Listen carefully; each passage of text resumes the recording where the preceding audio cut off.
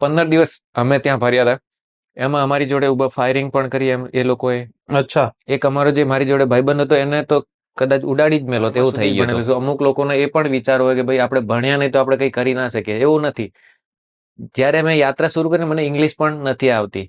અત્યારે આપણે બધા જોડે ફરાટામાં વાત બી કરીએ છીએ ઇંગ્લિશ પણ, અને જ્યાં જે મુલ્કમાં જઈએ ને એ મુલ્કની ભાષા બી થોડી બહુ શીખી લઈએ છીએ એમ. આપણે શરૂઆત ઇન્ડિયાથી જ કરી, સમજી લો. India, Nepal, Bangladesh, Pakistan, Sri Lanka, Thailand, Vietnam, Cambodia, પછી Philippines, Singapore, Russia, China, Afghanistan, Kenya, Uganda, Rwanda.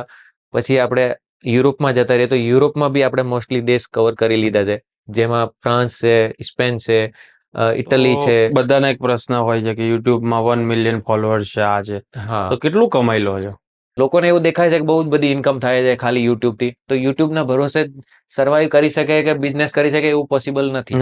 પણ આપણો મકસદ એવો હતો કે ભાઈ આપણે કરીને બતાવી શકીએ કે નહીં, એમ વગર પૈસે બી ટ્રાવેલ કરીએ કે નહીં. તો એવી રીતે છે યાત્રા કરીએ એટલે આપણે, મેં જે શરૂઆત એવી રીતે જ કરી કે ભાઈ આજુબાજુ જ કરીએ પહેલા, એનાથી આપણે ઇન્કમ જનરેટ કરીએ, પછી ધીરે ધીરે ધીરે ધીરે આગળ વધીએ. એમ લાગે કે ઇન્કમ જ નહીં થાય તો પછી આપણે લોંગ ટાઈમ ના સર્વાઈવ કરી શકીએ. મારે બધાને જ વિનંતી કરું છું, જે મોટા સાંભળતા હોય તો એમને કહું કે તમારા દીકરાને, તમારી દીકરીઓને તમારે બહાર જરૂરથી મોકલો છે. તમે દૂર ના મોકલો તો નજદીક મોકલો. ગામમાં રહેતા તો અમદાવાદ મોકલો, અમદાવાદ રહેતા તો ક્યાં ગાંધીનગર.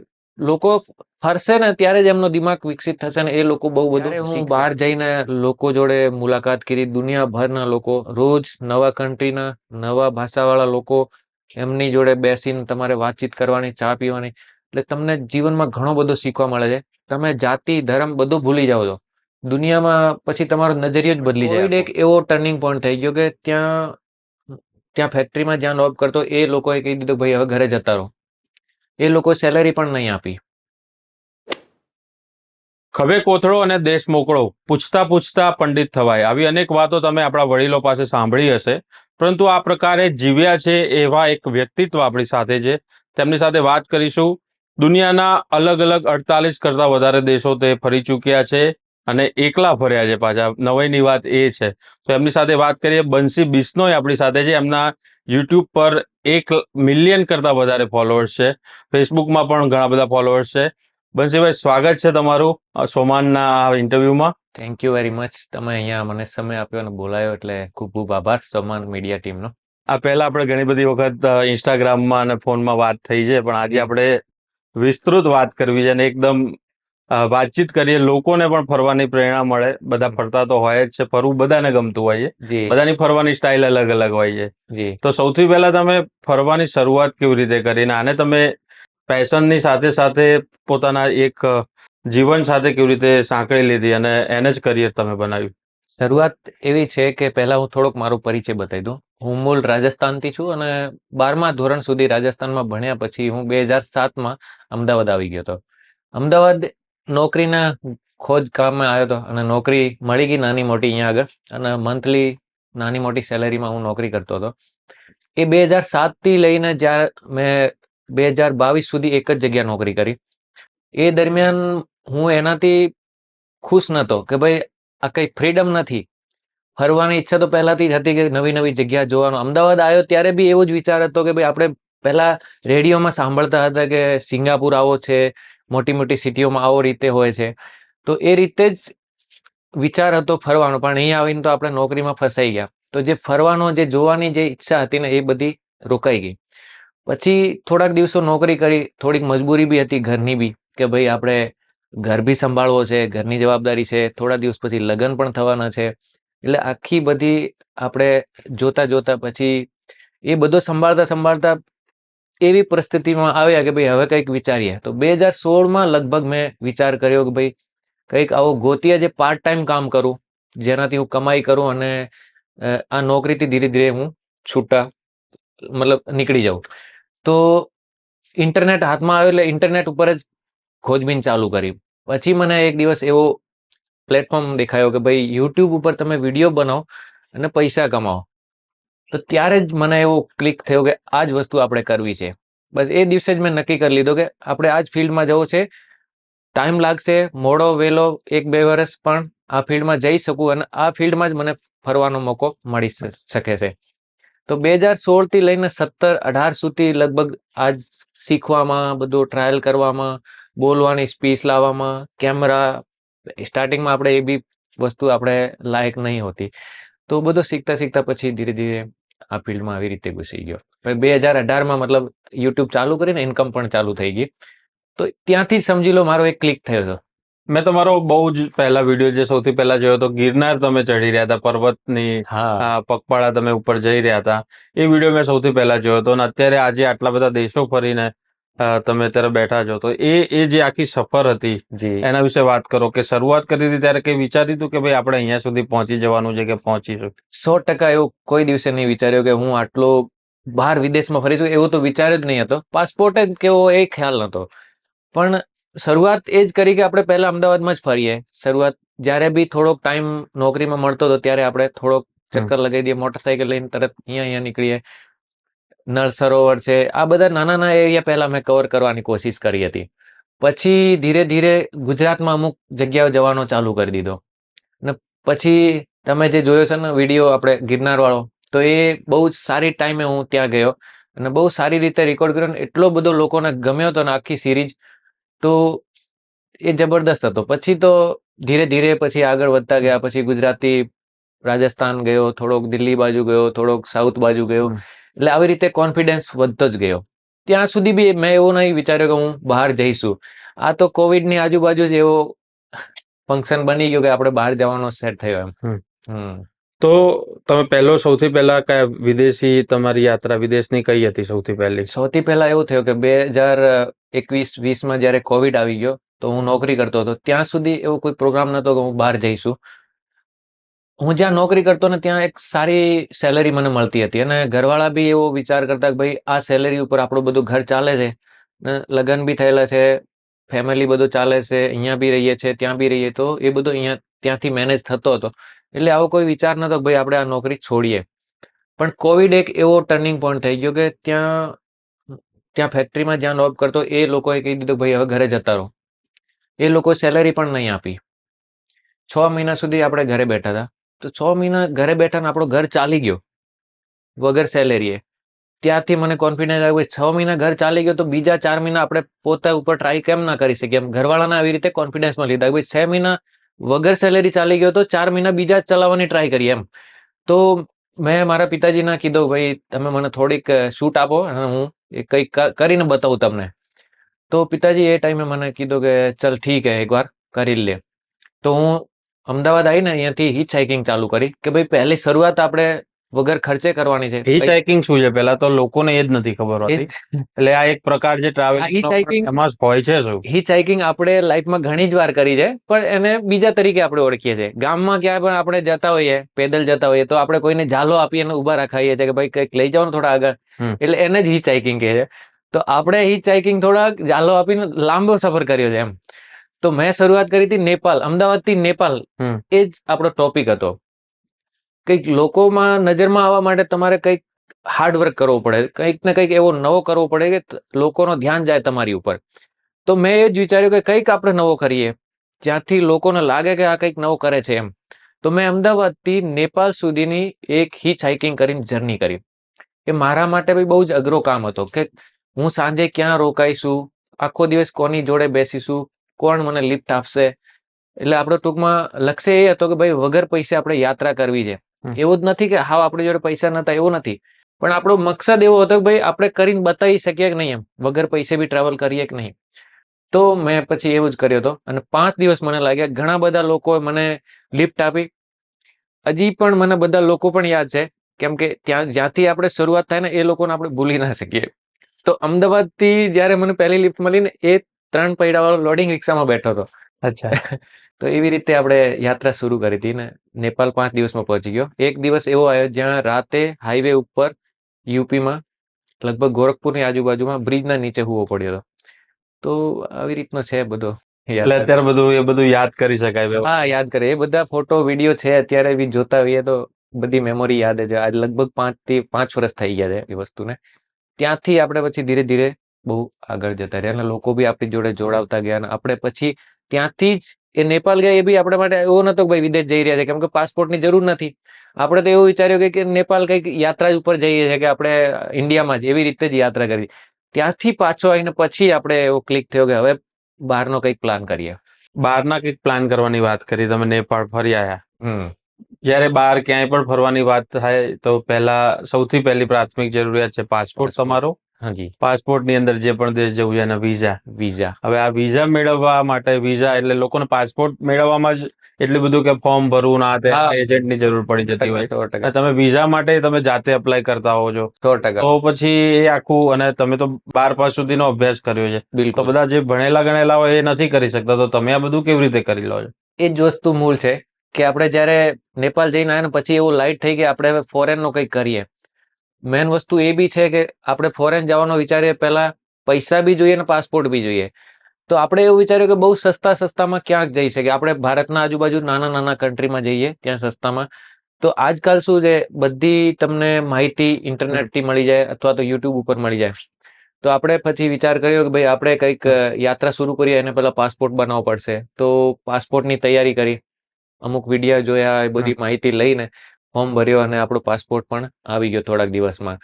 બધું જાતે જ કર્યું? બધું જ જાતે જ. અને તમે જેમ કીધું હું 12મા સુધી જ ભણેલો છું. અમુક લોકોને એ પણ વિચાર હોય કે ભાઈ આપણે ભણ્યા નહીં તો આપણે કંઈ કરી ના શકીએ. એવું નથી. જ્યારે મેં યાત્રા શરૂ કરી મને ઇંગ્લિશ પણ નથી આવતી. અત્યારે આપણે બધા જોડે ફરાટામાં વાત બી કરીએ છીએ ઇંગ્લિશ પણ, અને જ્યાં જે મુલ્કમાં જઈએ ને એ મુલ્કની ભાષા બી થોડી બહુ શીખી લઈએ છીએ એમ. અચ્છા.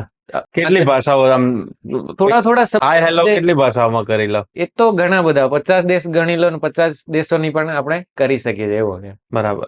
તમે ખાસ વિદેશ ફરતા હોય એટલે આપણને ખાસ કરીને ભારતના લોકોને ફૂડની તકલીફ પડે, કારણ કે 100%. બહુ ચોઈસી હોય છે. વેજીટેરિયન હોય એટલે એને એમાં ખાસ પાછા કરીને વેજીટેરિયન હોય હા.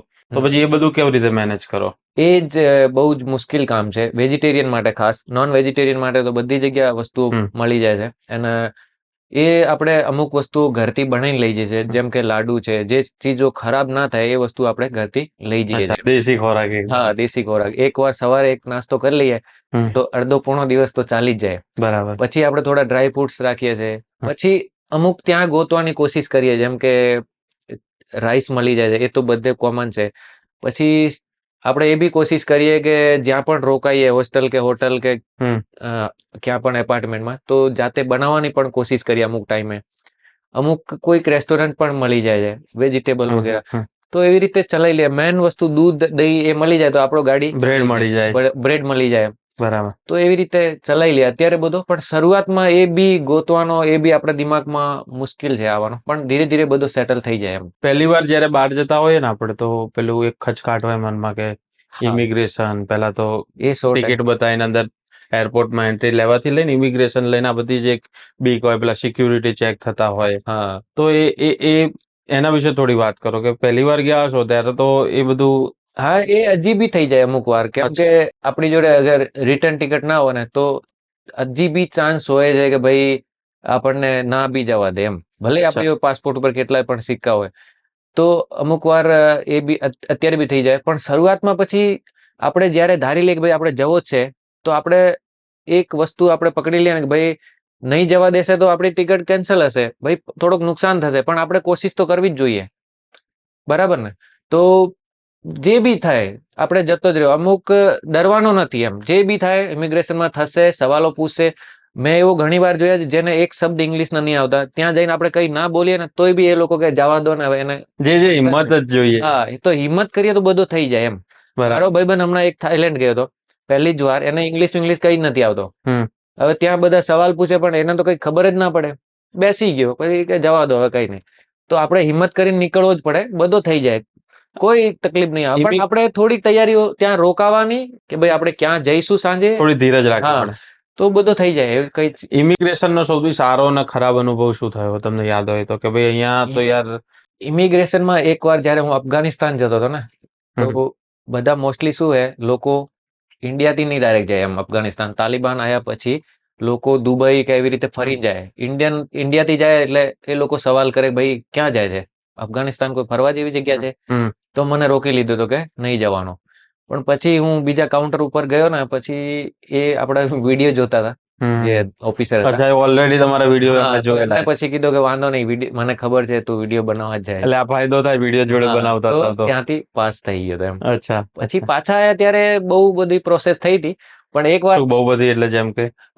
અફઘાનિસ્તાન આમ કોઈ જનરલી જતો નથી, એટલે પાછા આયા તો બધું હમ. ઇન્કવાયરી બેઠાઈ હતી. પછી એ લોકો અડધો કલાક પૂછપરછ કરી, બધો હા. એકદમ અંદરથી ચેક કર્યો, હમ. કોણ પૈસા આપ્યા, ક્યાં ક્યાં ગયા. એવું તો કઈ છે જ ફરવા લાયક જગ્યા, તમે 15 બરાબર. દિવસ ફરી ગયા તો તો પછી એ વિડીયો બધું. બતાવ્યા તમે?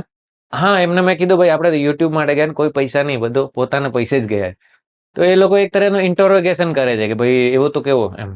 અફઘાનિસ્તાનના શું અનુભવ રહ્યા તમે ત્યાં ફર્યા, ત્યાં કેવું લાગ્યું? અફઘાન જ્યારે આ પ્રકારની પરિસ્થિતિ હોય, લોકો અલગ અલગ વાતો, વાસ્તવિક ત્યાં ધરાતલ પર શું પરિસ્થિતિ છે? દેખો, આમ તો લોકો બહુ જ સારા છે.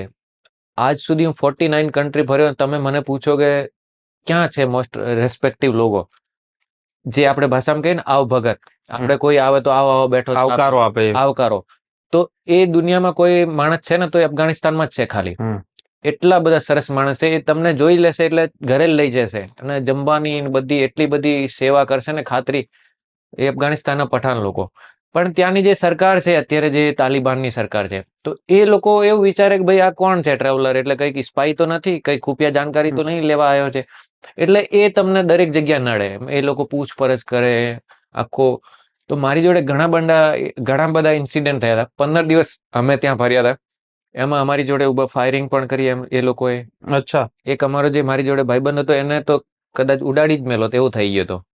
એકવાર એને જેલમાં પણ નાખી દીધો. હવે મારે પાછો એને આખો 2 દિવસ ફરીને એને જેલમાંથી બહાર કઢાવવો પડ્યો. એ બી લોકલ લોકોને સપોર્ટથી. કેવી રીતે તમે બધું કન્વિન્સ કેમ ના કર્યા? એ લોકલ ભાઈ જે હતા ને, એક અમારી જોડે ગાઈડ હતો. એ નેશનલ બાસ્કેટબોલ પ્લેયર હતો, ઇન્ટરનેશનલ ખેલાડી હતો. એ અમારો ગાઈડ હતો. કેમ ઓકે. કે પહેલા એ બહુ સારી પોઝિશનમાં હતા, પણ જ્યારે સરકાર બદલાઈ ને, તો બધા લોકો બિચારા હાલત ખરાબ થઈ ગઈ. તો જે નેશનલ ઇન્ટરનેશનલ ખેલાડી હતો ને, એ ગાઈડનું કામ કરતો હતો. એને ત્યાં એક ઓફિસર હતો, એ ઓળખીતો હતો. કંધાર જેવી જગ્યામાં તો બહુ જ સેન્સિટિવ જગ્યા છે. અમે લોકો શું કર્યો હતો કે કંધારમાં જઈને એક જ્યાં પરમિશન હતી એનાથી બીજા એરિયામાં જતા રહ્યા, જે બહુ જ સેન્સિટિવ જગ્યા છે. તો ત્યાં શું છે કે મારી જોડે જે ભાઈ હતો ને, એ અલગ રૂટ ઉપર ગયો હતો, અને અલગ ભાઈ જોડે, અને હું અલગ ભાઈ જોડે ગયો હતો બાઇક લઈને. મારી વેશભૂષા બિલકુલ તાલિબાન જેવી હતી, તમને કદાચ ફોટો જોવા મેં મળી ફોટો જશે. જોયો છે. તો મને તો કોઈ ઓળખ્યો નથી, હું જઈને આવી ગયો સાંજ સુધી, એ લોકો આયા નથી. એટલે હું રાહ જોતો હતો, રાતના 9 વાગી ગયા, ભાઈ આયા નહીં, કોઈ સમાચાર નહીં. પછી મને ડાઉટ ગયો, મેં કંઈક તો કંઈક થઈ ગયું છે. પછી અમે ગોતકામ ચાલુ કર્યું કે ભાઈ હવે ક્યાં ગોતીએ એમ, આપણે તો કોઈને ઓળખતા નથી. પછી એ ગાઈડ, એને જે ભાઈબંધ હતો ઓફિસર, એને ફોન કર્યો. એને આખા જિલ્લાની જેટલી પણ પોલીસ હતી, પોલીસ એટલે કઈ આપણે જેવી પોલીસ નથી, એ બધા લાદેન જેવા પોલીસ, આમ એ જ પોલીસ હેડ છે એમ. તો એ બધાને ફોન કર્યો કે ભાઈ હિન્દુસ્તાનના 2 માણસ છે ને, ક્યાંક જોયા તો કહો. પછી 1-2 કલાકથી ખબર પડી કે કંધાર જેલથી બહાર, જેમ કે આપણે કલોલ છે કે આવી રીતના બહાર એક જગ્યા ઉપર જેલમાં છે. ઓકે. પકડીને એમને લઈ ગયા, અને ફોન લઈ લીધા. તો હવે 12 વાગી ગયા રાતના, કેવી રીતે એમને છોડાવીએ એમ. તો પછી બધું પ્રોસેસ કરીને એમને બીજા દિવસે છોડાયા હતા એમ. બહુ એવું થઈ ગયું હતું. તો તમે અફઘાનિસ્તાનની મુલાકાત લીધી, બરાબર? હા. પછી એવા બીજા કયા દેશ જ્યાં તમને એમ લાગ્યું કે અહીંયા પહોંચવું, ત્યાં આગળ પછી કે ત્યાંના લોકોના અનુભવ જે આખી જિંદગી તમને યાદ રહેશે, સારા નરસા, જે પણ કંઈ હોય? એવા ઘણા બધા સ્થાન છે. આફ્રિકામાં મોસ્ટલી શું છે, પબ્લિક આમ તો સારી જ છે, પણ અમુક જગ્યા બહુ જ ખતરનાક હોય છે. એક જગ્યા એવી જગ્યા છે કેન્યામાં, જે ડેથ વેલી નામથી ઓળખાય છે. ત્યાં આપણા લગભગ 7 ગુજરાતીઓ પહેલા એ વેલીમાં ફોટોગ્રાફી કરવા ગયા ને ત્યાં મરી ગયા હતા. એટલે એ વેલી જ ખતરનાક એવી છે કે ત્યાં વરસાદ વગર બાઢ આવી જાય છે અચાનક. ઓકે. તો એમાં આપણા ગુજરાતી 7 લોકો ગયા ને, આખો પાણી આવી ગયો, ત્યાંથી બહાર ના નીકળી શકાય એમ. અંદરથી બહાર ના નીકળી શકો, પાણી આવી જાય તો તમે અંદર જ જાઓ. લગભગ 100-200 ફૂટ નીચી છે, આમ એકદમ સંકોડી છે. તો એ બી ખતરનાક જગ્યા, એ જગ્યાએ આપણે વિડીયો શૂટ કર્યો હતો. તો એ બી બહુ ખતરનાક છે. અને અમે બહાર નીકળ્યા ને પછી હકીકતમાં પાણી આવી ગયું એમ. અચ્છા. તો એ તો માંડ બચી ગયા. માંડ બચી ગયા એમ. કેમ કે ત્યાં એવી જગ્યા છે ને કે દૂર વરસાદ થાય એટલે ત્યાંથી પાણી ઘાટીની અંદર જાય, એટલે સીધો બહુ ઝડપથી સ્પીડથી આવે છે, અને નીકળવાની કોઈ જગ્યા નથી એમ.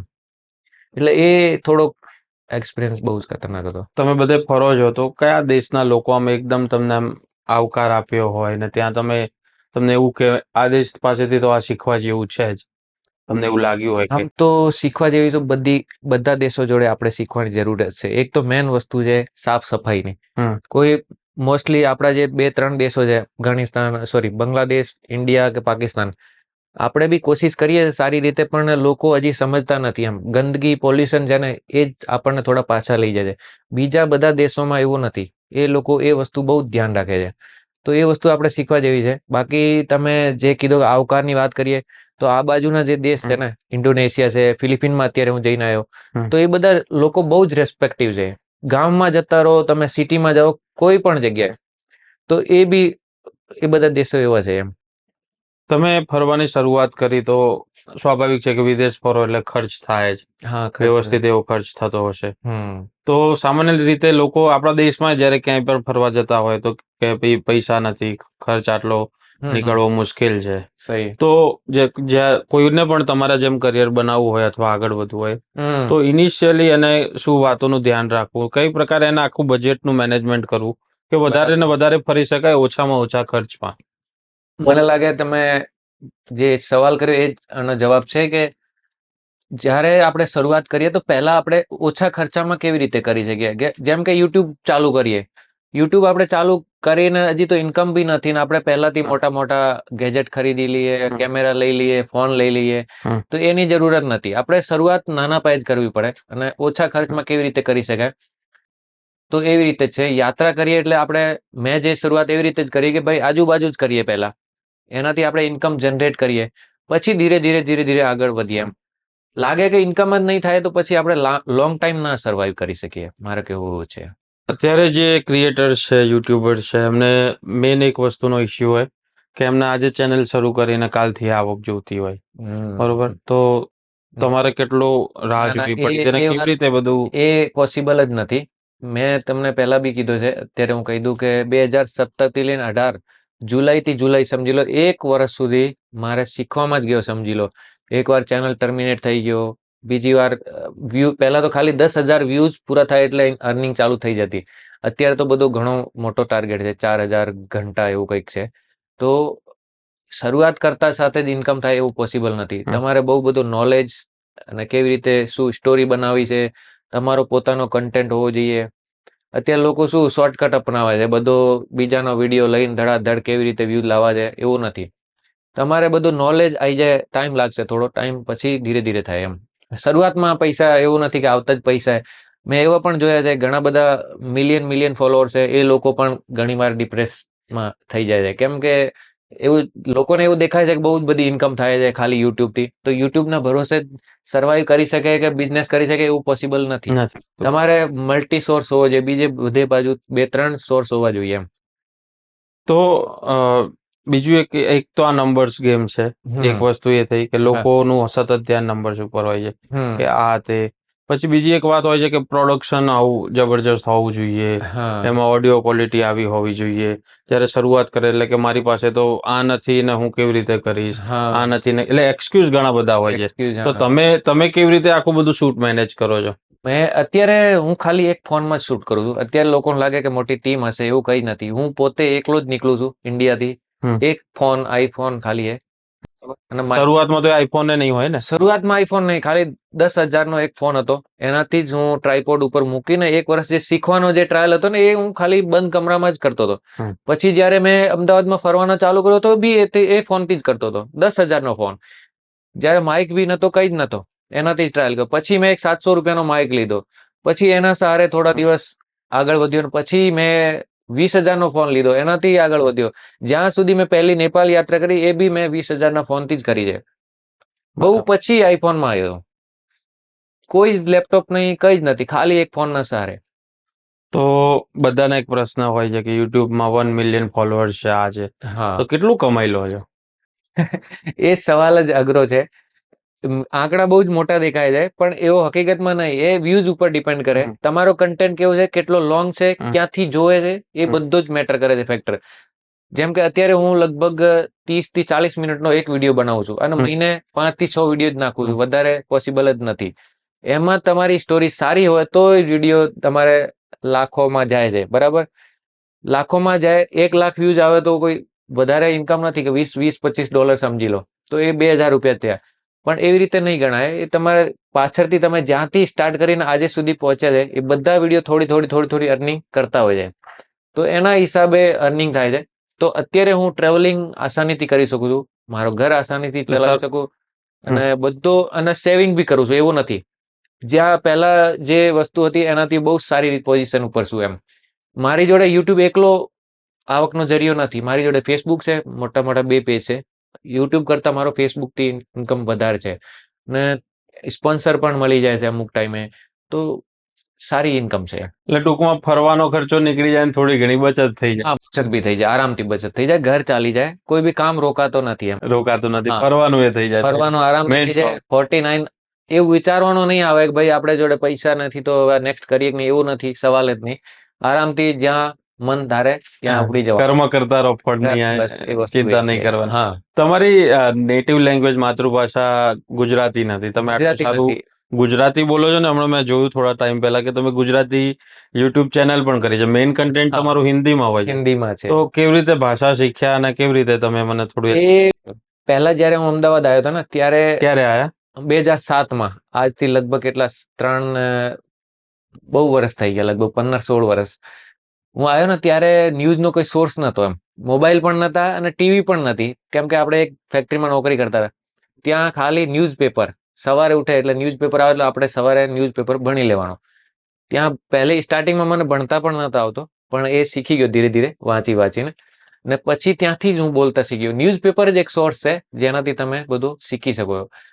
મારી મૂળ ભાષા જે મારવાડી છે, આમ તો મારવાડ, રાજસ્થાન ને હિન્દીમાં વિડીયો બનાવું છું, પણ અત્યારે આપણે ગુજરાતીમાં પણ વિડીયો બનાવીએ છીએ, અને હવે કોશિશ એવું કરીએ છીએ કે ઇંગ્લિશમાં પણ કંઈક કરીએ. શું વાત છે? હા, તમે સવાયા ગુજરાતી તો છો જ, એવું કહેવા કહી શકાય. 100%. અત્યારે આપણે હવે ગુજરાતમાં રહીએ છીએ, આપણો કર્મ ભૂમિ અહીંયા જ છે, ને હવે આગળ તો ભગવાન છે.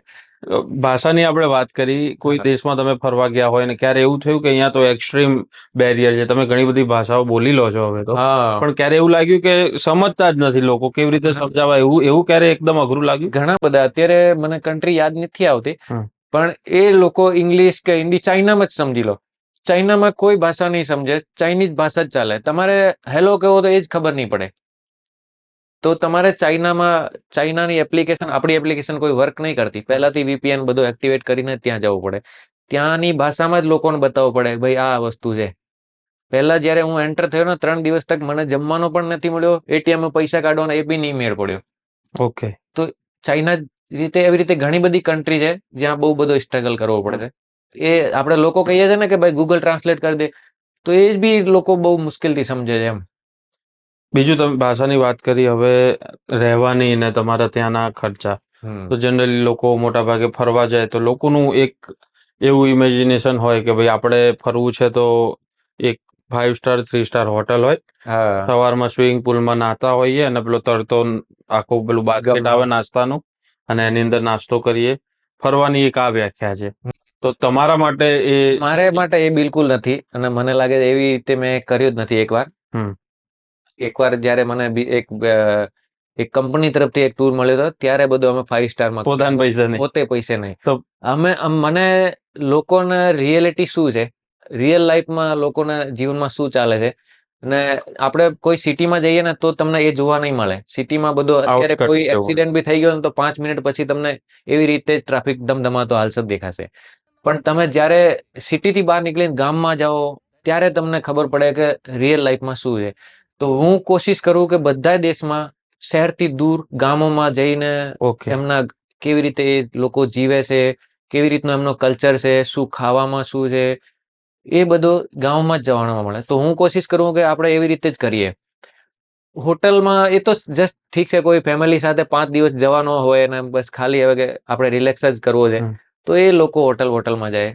આપણે કરીએ કોશિશ કે એક્સ્ટ્રીમ ટ્રાવેલ કરીએ, કંઈક નવો જાણવા મળે એમ. અમુક એવા ઇન્સિડન્ટ બી છે તો કેવી રીતે રહેવાની વ્યવસ્થા શું કરતા હો છો, અથવા કેવી રીતે રહેતા હો છો આમ જનરલી? ઘણી વાર હું લોકલ લોકોના જોડે બી રોકાતો હોઉં, એમના ઘરે પણ રોકાતો હોઉં.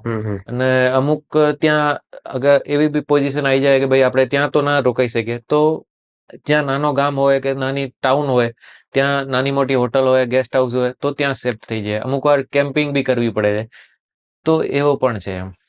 કોઈ વાર એવી પરિસ્થિતિમાં તમે રહ્યા કે ભાઈ યાર ના આવ્યો હોત તો સારું હતું, અથવા કે યાર ક્યાં ફસાઈ ગયા, ક્યાં? એવો એક અમારે ઇથોપિયામાં ટ્રીપ હતો 3 દિવસનો, ઓકે. બરાબર ને? તો ત્યાં એક એવી જગ્યા છે, 3 દિવસમાં તમારે જઈને પાછો જ આવવાનો છે, લગભગ તમે ચાલતા જોવો લગભગ. હમ. એટલા હદે ગરમ છે ને, એટલા હદે ગરમ છે ને, ત્યાં તમારે ખાલી પથરા ઉપર જ સુવાનો છે, રાતે ત્યાં જ સુવાનો. વલકોનો છે ત્યાં આગળ, આગ ધધકે છે જમીનમાંથી. દુનિયાનો સૌથી ગરમ જગ્યા છે, એટલે આપણે સમુદ્ર લેવલથી કહીએ ને તો 1000 ફૂટ નીચે છે એવી જગ્યા ઉપર આપણે ટ્રાવેલ કર્યો ને. પછી મને એવો, એટલી બધી ધૂળ, ગરમ, મૂંડો બાંધીએ તો પણ એ પૂરો નહીં પડતો, એવો એટલો બધો ગરમ. અને ખાવા પીવાનો નથી, નાહવાનો બી નથી, પાણી સમજી લો પાણી જ નથી એમ. પાણી અમે જે બોટલ લઈ ગયા ને એ જ બોટલથી બધું કામ ચલાવીએ છીએ. તો 3 દિવસ પછી પાછા આવીને પછી મને એવો ખ્યાલ આવ્યો કે ભાઈ કોઈ બીજા 5-10 લાખ રૂપિયા આપે ને હું બીજી વાર ના જાઉં એમ. એવી રીતે. જ્યારે દુનિયા ફરવાની શરૂઆત કરી હતી એ હા. પહેલાના બનશી અને અત્યારે જ્યાં આપણે બેઠા છે, હા, આટલા દેશો ફરી લીધા પછીના બનશી, શું ફેરફાર છે બંનેમાં? બહુ જ ફેર બદલાઈ ગયો છે. મને લાગે આખો જીવન જ બદલાઈ ગયો. પહેલા હું સમજી લો કે અહીંયા જ રહેતો ને એક નાના ગ્રુપમાં જ હમ. લોકો જોડે વાત થતી હતી, તો આપણી થિંકિંગ પણ એટલી જ હતી. જ્યારે હું બહાર જઈને લોકો જોડે મુલાકાત કરી, દુનિયાભરના લોકો, રોજ નવા કન્ટ્રીના, નવા ભાષાવાળા લોકો, એમની જોડે બેસીને તમારે વાતચીત કરવાની, ચા પીવાની, એટલે તમને જીવનમાં ઘણો બધો શીખવા મળે છે. તમે જાતિ, ધર્મ બધું ભૂલી જાઓ છો. દુનિયામાં પછી તમારો નજરિયો જ બદલી જાય આખો. ફર્યા એ ચર્યા એવું કહેવાય છે આપણા ત્યાં. હા, એ ડાયલોગ સહી છે. એટલે અમુક સીધી ભાષામાં એ જ કહીએ ને કે પૈસા જ કઈ જ નથી. પૈસા તો ઠીક છે, આજે છે, આપણે થોડોક સારી રીતે જીવી શકીએ, પણ જીવ્યા કરતા જોયો ભલો, એવી રીતે કહી શકાય એમ. જે આપણા દેશી માણસો કહે છે વર્ષોથી. તો પહેલા બી તમને હું આજ નહીં, આજ હા, 500-1000 વર્ષ પહેલા જેટલા પણ મહાન લોકો બન્યા છે ને, ફર્યા છે એ લોકો બધા. ટ્રાવેલ કર્યા ત્યારે જ મહાન બન્યા છે. ટ્રાવેલિંગ તમને બહુ બધું શીખવાડે છે. મને બી એવું જ લાગે છે કે એનાથી હું ઘણો શીખી ગયો ને. મને હજી બી એવું છે કે હું ફરું અને લોકો જોડે મુલાકાત કરું, શીખું. એ કન્ટિન્યુ જ રહેશે મારા હિસાબે, એવું જ લાગે. તમારો દીકરો અહીંયા બેઠો છે, તમે અત્યારે આપણે આયા એ પહેલા તમે જી. પ્રયત્ન કર્યો કે પહેલા વિડીયો ઉતારીને તમારા બ્લોગ માટે, હા. તો એને તમારે કંઈ કહેવું હોય તો એને શું કહેશો તમે? એને શું શિખામણ આપશો? એને મેં પહેલાથી કહીને જ રાખ્યો છે હા. કે ભાઈ પહેલા ભણી લે, અને જ્યારે તારે ભણાઈનો લગભગ કામ ચાલુ હોય ત્યારે તારે ફરવાનો છે. પહેલો કામ એ જ છે. લગન વગનનો પછી જ વિચારીશું. ઓકે. તો ઓકે. એ પહેલા મારે શિક્ષા આપેલી જ છે. ઓકે. જી. તો એને તમે એવું ઈચ્છો છો કે એ ફરે ને એ આગળ એની રીતે જ? 100% એવું જ વિચાર છે. હું બધાને જ વિનંતી કરું છું, જે મોટા સાંભળતા હોય તો એમને કહું કે તમારા દીકરાને, તમારી દીકરીઓને તમારે બહાર જરૂરથી મોકલો છે. તમે દૂર ના મોકલો તો નજદીક મોકલો. ગામમાં રહેતા તો અમદાવાદ મોકલો, અમદાવાદ રહેતા તો ક્યાં ગાંધીનગર. લોકો ફરશે ને ત્યારે જ એમનો દિમાગ વિકસિત થશે ને એ લોકો બહુ બધું શીખશે. જ્યાં સુધી નહીં ફરશે તો એમનો દિમાગ વધારે નહીં ચાલે એમ. પાસપોર્ટ હવે તો ભરાઈ ગયો છે, સિક્કા વાગી વાગી. પાસપોર્ટ એક તો પૂરો થઈ ગયો. લોકોના શું રિએક્શન હોય? લોકોના જે ફરતા હોય એમના માટે તો નોર્મલ જ છે, પણ આમ લોકો એવો વિચાર કરે કે અમને બી એવો કંઈક હોત તો સારો. પૈસા તો અમારી જોડે ઘણા બધા છે, પણ કે ફરી નહીં શકતા, કેવી રીતે ફરીએ એ નથી ખબર એમ. આટલા બધા ફોલોઅર્સ છે, જ્યાં જાઓ ત્યાં લોકો ઓળખી જતા હોય. હા. અને ખાસ કરીને ગામનું આપણું વર્તુળ હોય, એમાં લોકો હવે તો ઓળખતા હોય સારી રીતે. જી. તો એ લોકો મળે ત્યારે શું કહે, કે અથવા કે ભાઈ હું તમારો વિડીયો જોઉં છું, હા, આ પ્રકારે? એ લોકો અમુક મને ઘણી બધી જગ્યાએ, બધે લગભગ મોસ્ટલી ઇન્ડિયામાં નહીં, બહાર બી એરપોર્ટ ઉપર ક્યાં ને ક્યાં મળી જાય. અમુક આફ્રિકામાં અમુક કન્ટ્રીઓમાં જઈએ તો એ લોકો, આપણા જે ગુજરાતી બી છે, એ બધા લોકો લેવા પણ આવે છે, ટ્રાવેલ પણ કરાવે છે. અને જે લોકો અચાનક એરપોર્ટ ઉપર ક્યાંક મળી જાય કે મોલમાં મળી જાય તો એ લોકો કે ભાઈ તમને તો વિડીયોમાં જોઈએ ને તમે રૂબરૂ મળી ગયા એટલે ફોટો, સેલ્ફી લઈએ છે. તો લોકો ખુશ થાય છે એમ, અને મને પણ ખુશી થાય છે કે ભાઈ આપણને પણ કોઈ લોકો ઓળખે છે. તો બહુ સારું કહેવાય. આટલા દેશો ફર્યા, બરાબર, હવે આગળ શું? કન્ટિન્યુઅસ ચાલુ રહેશે મારા હિસાબે. એવું છે, હવે પૂરો થશે કે નહીં એ તો આગળ સમય બતાવશે, પણ મારો ટાર્ગેટ એ છે કે આપણે કન્ટિન્યુ ટ્રાવેલ કરીએ અને પૂરા દેશમાં ફરવાની કોશિશ કરીએ એમ.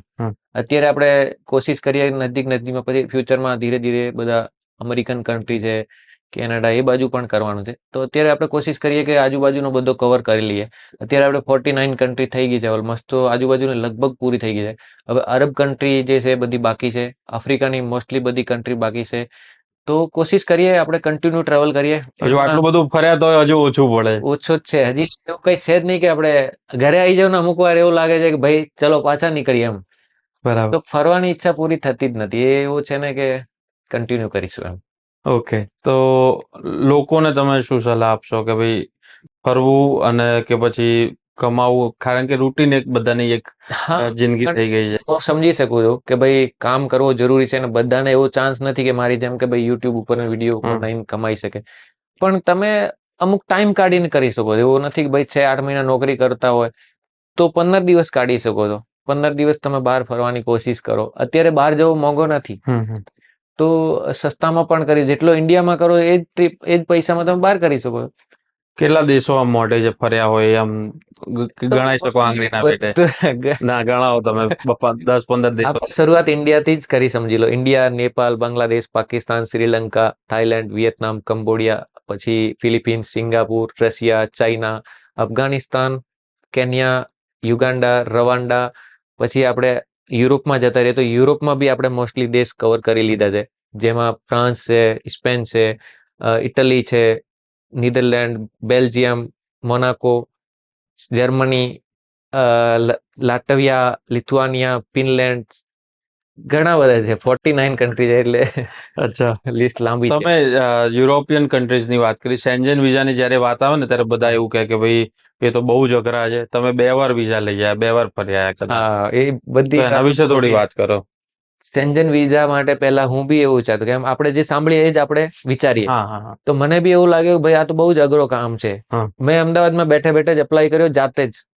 જે એની પ્રોસેસ હોય એ બધું આપણે રીતે બુક કરી દીધો. બધો એક મારો ભાઈબંધ છે, એને થોડીક હેલ્પ કરી હતી કે ભાઈ આવી રીતે કરી દે.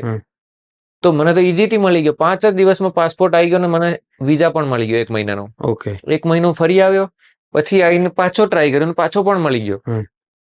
તો બહુ જ ઈઝી છે. એવું નથી એ લોકો જે કહે છે ને કે ભાઈ તમે ત્યાં જશો તો મતલબ પાછા નહીં આવો એવી રીતને, એ બધી વાર્તાઓ વધારે છે. જે લોકો પહેલાથી જ એનો વિચાર હોય ને કે આપણે પાછો નહીં આવતો, એ લોકોને તો પછી ડર લાગશે જ. બાકી જેને જેન્યુઅન ટ્રાવેલ કરવો છે એને ટ્રાય કરવો જ જોઈએ, અને ઇન્ડિયાથી જ ટ્રાયલ કરવો જોઈએ. એવું નથી કે બહાર જઈને કરીશું બીજા દેશમાં તો વિઝા મળી જશે, તો ત્યાં તો બિલકુલ નહીં મળે. ઇન્ડિયાથી કરો, તમને વિઝા મળી જશે 100%. ઓકે. જાતે જ કરો. તમે પણ યુએસ ના વિઝા મેળવી લીધા જાતે જ, મેં પણ મેળવી લીધા, તો એ બહુ ઈઝી જ છે. એવું નથી. એના ડોક્યુમેન્ટ પૂરા કરો અને એની જે રિક્વાયરમેન્ટ છે એ બધી પ્રોપર તરીકે તમે કરો એટલે બધું મળી જાય. કંબોડિયાની તમે વાત કરી, તમે દેશ ગણાયામાં, તો કંબોડિયા લોકોને ખબર નથી, ઘણા બધા લોકોને, કે વિશ્વના સૌથી મોટા મંદિરોમાંથી એક છે. તો ત્યાં તમે શું જોયું એના વિશે થોડી વાત? બહુ જ જબરદસ્ત લોકેશન છે. મેં જ્યારે મને ખબર પડી ને તો મારે ત્યાં કંબોડિયા જવાનો મુખ્ય કારણ એ જ હતો કે આપણે એ મંદિરને જોવો છે. આખી જિંદગી યાદ રહી જાય એવું અત્યાર સુધી જે, અને અત્યાર સુધી તમે જે દેશો ફર્યા એમાંથી એવી કોઈ મુમેન્ટ કે મને આ તો આખી જિંદગી યાદ રહેશે જ, કે ભાઈ આ નહીં ભૂલાય ક્યારેય? અફઘાનિસ્તાનની જર્ની કોઈ દિવસે નહીં ભૂલાય, કેમ કે ત્યાં જે આખરી લાસ્ટ દિવસ હતો ને મારો, કે ભાઈ આજે સવારે અમારી ફ્લાઇટ છે ને આજે અમે અહીંયા કાબુલ રાજધાનીમાં રોકાયા છે. રાતના 12 વાગ્યાનો અમારો દરવાજો, ત્યાં સુધી અમે સૂતા નતા. બહુ ઠંડી હતી, મોસમ ઠંડી નહોતો. 3 જણા અમે સૂતા. અમારો ગાઈડ બી જોડે જ હતો. અને રાતના 12 વાગ્યાને દરવાજો નોક કર્યો તો અમને લાગ્યું કે હોટલ વાળો જ હશે. પછી જોરથી એકદમ લાત મારી, અને જ્યારે દરવાજો ખોલ્યો ને અંદરથી, તો મુંડા બાંધેલા 3 લોકો અને સાથે એક બહુ જ ખતરનાક દેખાતો એક ભાઈ, એક ડોકરો, એ અંદર આવી ગયા. અને અમે લોકો ત્યારે બધા, કેમ કે એમની જોડે બહુ મોટી મોટી બંદૂકો હતી અને એ લોકો મુંડો બાંધેલો હતો, અને સીધા જ એ આવતા જ અમને કીધું કે ભાઈ તમારો ફોન આપો. કેમ કે અમે 15 દિવસ ટ્રાવેલ કર્યો તો બહુ જ બધા અમારી જોડે ફોટો હતા, ફોટો વિડીયોસ. તો હવે ખબર નહીં કોઈ જગ્યાએ એવો પણ રેકોર્ડ થઈ ગયો હોય કે ભાઈ એ એમના માટે ખતરનાક કહેવાય. અને એમને પણ એ પણ કીધું કે ભાઈ ફોન ખોલીને સીધો ડિલીટ ફોલ્ડર આપો એમ. અને અમે હોશિયારી પટકી હતી કે ભાઈ બધા ડિલીટ ફોલ્ડરમાં મૂકી દે તો કોઈને મળે નહીં. ત્યારે અમે બહુ જ ખકડાઈ ગયા હતા, બહુ જ ગભરાઈ ગયા હતા. અને અમે લોકો બધા ઉભા હતા. એ ભાઈએ પાછા બેસીને આમ ખીચામાં હાથ ગાલીને એક બંદૂક કાઢી, આમ બીજી મોટી મોટી બંદૂકો હતી પણ એને પણ આમ કાઢી સામે મૂકી. ત્યારે અમે બહુ જ બધા ગભરાઈ ગયા. આજે મને લાગે છે કે આપણો સંપૂર્ણ થઈ જશે, આ છેલ્લી યાત્રા થશે. પછી એ લોકો અડધો પોણો કલાક બહુ જ બધી પૂછપરછ કરી. ફોટા જોયા, વિડીયો જોયો, વાયરલેસ ઉપર ફોન કરે છે, પછી ફોન થી વાતો કરે છે, આપણા ફોટો જોવે છે, બતાવે આ શું છે. એમની અંદર એક માણસ, એ લોકોને હિન્દી નહીં આવતી, અમુક જણાઓ પાકિસ્તાનની યાત્રા કર્યું તો એને ઉર્દુ આવે છે. હમ એટલે એક ભાઈ જોડે એ હતો ને જે આપણી જોડે ટ્રાન્સલેટ કરતો હોય, એ લોકોને કોઈ ખુફિયા જાણકારી મળેલી હતી કે ભાઈ આ ભાઈઓ છે ને અહીંયા રોકાયેલા છે, રાતના 12 વાગે આવ્યા, ઓકે એટલે કોઈએ એમને કીધો હોય. તો અડધો પોણો કલાક એ લોકો બધું કરીને પછી અમને પૂછ્યો કે ભાઈ શું છે તમે, અમે કઈ લીધો નહીં ને તમારી જોડે પૈસા હોય છે? અમે કીધું નહીં. બસ એ તરત નીકળી ગયા. ઘર ઘરવાળા આવા બધા વિડીયો જોવે તો પછી કે નહીં યાર શું કરો છો, બધું ધ્યાન ઘરે રાખો. વાત જ નહીં કરી અફઘાનિસ્તાન ગયા એ. પછી અચ્છા. ખબર પડી 5-10 દિવસ પછી ગયા એ લોકો તો ત્યાં ગયા છે. હા હા કેમ કે એમને ખબર પડી જાય તો એ જવા જ ના દે એમ. ઓકે પછી અમે લોકો ત્યાંથી સવારે 5 વાગે હોટલથી નીકળી, આખી રાત અમે સૂતા જ નથી. કેમ કે કદી મેં કહ્યું બીજો કંઈક લફડો થઈ જાય, પૈસા ખતમ થઈ ગયા, ફ્લાઇટ વીકલી એક જ છે ઓનલી. એટલે અમે સવારે 5 વાગે જ એરપોર્ટ પહોંચી ગયા, રાતના અંધેરામાં જ. ત્યાં ગયા તો પાછી ફ્લાઇટ અંદર બેસાડ્યા, એ 1 કલાક લેટ. પછી ફ્લાઇટ ખરાબ થઈ ગઈ, પાછા નીચે ઉતાર્યા, પાછી બીજી ફ્લાઇટ લાવી. એટલે બધો જ એ દિવસ તો મતલબ જિંદગીમાં કોઈ દિવસે ભૂલાઈ જ ના શકે એમ એવો હતો. સૌથી મહત્વનો પડાવ ફરવા જવામાં એ હોય છે ફ્લાઇટ બુકિંગ, બરાબર? હા. તો તમે ફ્લાઇટ કેવી રીતે ચૂઝ કરો છો? કે પહેલેથી ડેસ્ટિનેશન નક્કી કરો કે ફ્લાઇટના ભાવ પ્રમાણે ફરો કે કયા પ્રકારની ફ્લાઇટ પસંદ કરો? ના, આપણે અત્યારે એવું હોય કે ભાઈ આપણે ક્યાં જવાનું છે એ તો આપણે નક્કી કરવો પડે છે પહેલાથી. પહેલા એવું હતું કે આપણે સસ્તી ફ્લાઇટ મળે ત્યાં જતા રહેતા હતા. અત્યારે આપણે એવું કરીએ છીએ કે ભાઈ આપણે કયા કન્ટ્રીમાં જવું છે, પછી આપણે તારીખ, ફ્લાઇટ કયા દિવસે સસ્તી મળે છે એના ઉપર ડિપેન્ડ કરે છે. જે દિવસે સસ્તી મળે એ દિવસે આપણે બુક કરી લેવાની. તો એવી રીતે કરીએ છીએ એમ. બરાબર. ભલે 15 દિવસ પછી હોય, વધારે લોંગ ટાઈમ ડિફરન્ટ નથી રાખતા, કેમ કે પછી પ્લાન ચેન્જ થઈ જાય છે આપણો. એટલે 10-15 દિવસના ગેપમાં આપણે ફ્લાઇટ બુક કરી દઈએ છીએ. અત્યારે એવું બી છે કે આપણે રિટર્ન બી ફ્લાઇટ બુક કરવી પડે છે. તો અમુક ટાઈમે એ મેટર કરે છે કે કેટલા દિવસ રોકાવો છે, એ બધું પહેલાથી જ થોડો પ્લાનિંગ કરવો પડે છે. અમુક ટાઈમે કદાચ આપણો પ્લાન ચેન્જ બી હોય છે કે ભાઈ ત્યાંથી આપણે બીજા કન્ટ્રીમાં જઈશું, તો જે રિટર્ન આવવાની ફ્લાઇટ છે એ રિફંડેબલ બી કરવી પડે છે. તો એમાં આપણે 1000-2000નું નુકસાન પણ થાય તો થાય એમ. પણ આપણે જર્ની છે એ સારી રીતે છે. કેમ કે મારી જોડે એક ઇન્સિડન્ટ થયો, હું કેન્યા જવા નીકળ્યો હતો મુંબઈથી. મારી જોડે રિટર્ન ફ્લાઇટ ડમી, અત્યારે બધા ડમી કરતા હોય, આપણે બી ડમી કરાવી લીધી. ડમી એટલે થોડું એના વિશે. ડમી એટલે મને લાગે, મને બી નથી પ્રોપર ખબર કે 24 ઘંટા વેલિડ હોય, પણ ફેક ટિકિટ હોય છે અમુક. ઓકે. પીએનઆર રોકીને રાખે છે એવું કહે છે. હમ. તો મેં બી એ જ કરાવી છે. એના બી પૈસા જ લાગે છે, 500-1000 રૂપિયા એના પણ લાગે છે. હમ. અને આપણે રિફંડેબલ કરાવીએ તો 1500માં એ બી થઈ જાય છે. ઓકે. 1500 કપાય ને પછી બીજા પૈસા પાછા આવી જાય. હમ. પણ એમાં એકવાર રોકાણ વધારે થાય છે, એટલે લોકો ડમી જ કરતા હોય એમ. ઓકે. તો મેં બી ડમી કરીને એ લોકો ત્યાં ગયા અને ચેક કરી લીધો, ભાઈ તો આ તો કે ડમી છે, હમ. નહીં જવા મળે એમ. તો મને રોકી લીધો, આખી ફ્લાઇટ ટિકિટ મારી ગઈ પોકટ. અચ્છા, પછી ના જવા દીધા. નહીં જવા દીધા. બીજા દિવસે રિટર્ન ટિકિટ કરીને જ જવા દીધા. ઓકે. તો આપણી બી એ જ સલાહ છે કે આ ડમી વાળા ચક્કરમાં ના જ પડો તો સારો રહે. બધી તમારે પહેલાથી જ જો છે રિટર્ન ટિકિટ બનાવીને જાઓ, અથવા તો મારો એ બી સજેશન છે કે એક કન્ટ્રી કરો. જે બી ટ્રાવેલ કરવા માંગતા હો, 15 દિવસ 10 દિવસ જેટલા પણ દિવસે જતા હો, પ્રોપર પ્લાનિંગ કરીને બધું એટલી જગ્યા છે. કેમ કે આપણે શરૂઆતમાં છે તો બધું આપણે માટે બી અઘરો હોય ને, બધી કન્ટ્રીઓ ટ્રાવેલ કરવા. એટલે એક કન્ટ્રી જઈને રિટર્ન ટિકિટની સાથે જ જાઓ તો સારો છે. ઘણા બધા દેશોમાં ટ્રાન્ઝિટ વિઝા નામની એક વસ્તુ હોય જે ખબર જ નહીં હોતી, મને નથી ખબર. તો એ શું હોય? એ તમે લોકો ફેસ કરતા હોય છે ઘણી બધી વાર, એના કારણે હેરાન પરેશાને થઈ જતા એ હોય. બી થોડીક એ છે કે બધી કન્ટ્રીઓનો અલગ સિસ્ટમ હોય છે. જેમાં કોઈ 24 કલાકની અંદર તમે કોઈ કન્ટ્રીની અંદર બહાર જઈને પાછા બીજી ફ્લાઇટ પકડી શકો એવું પણ હોય છે. અમુક દુબઈ બાજુ અબુધાબી જઈએ તો ત્યાંનો એક ટ્રાન્ઝિટ પાસ લેવો પડે છે. તો એ અલગ કન્ટ્રીનો સિસ્ટમ હોય, એ તમારે પ્રોપર પહેલા સમજી લો, નહીં તો બહુ મુશ્કેલ ઊભી થઈ જાય. ત્યાં જઈને પાછો ડિપોર્ટ કરી દે કે એવું બી લફડો થઈ શકે.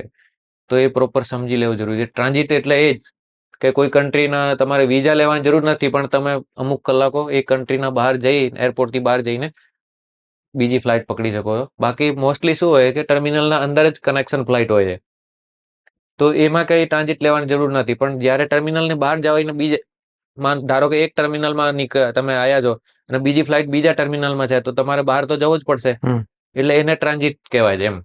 તો આપણે ત્યાં એક પરંપરા રહી છે જાત્રાની પગપાળા અનેક યાત્રાઓ થતી હોય છે. એ નર્મદા હોય કે પછી આપણી ગિરનારની અલગ યાત્રાઓ હોય પગપાળા.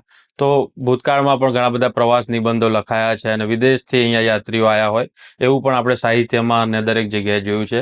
આ એક પ્રકારનો જ વાતચીત હતી જેની અંદર અમે વાત કરી એમના પ્રવાસના સંસ્મરણોની. તો હજુ પણ બંસીભાઈ તો આગળ ફરતા રહેશે, તમે પણ ફરજો અને ફરશો તો મજા આવશે. જીવનમાં થોડો સમય કાઢીને ફરવું ખૂબ જરૂરી છે એવું એમણે કહ્યું અને આપણે પણ માની લઈએ છીએ. આપણે પણ ફરીશું. અમે ફિલ્ડમાં ફરીશું. તમે સમય કાઢીને જ્યાં મન ફાવે ત્યાં ફરજો.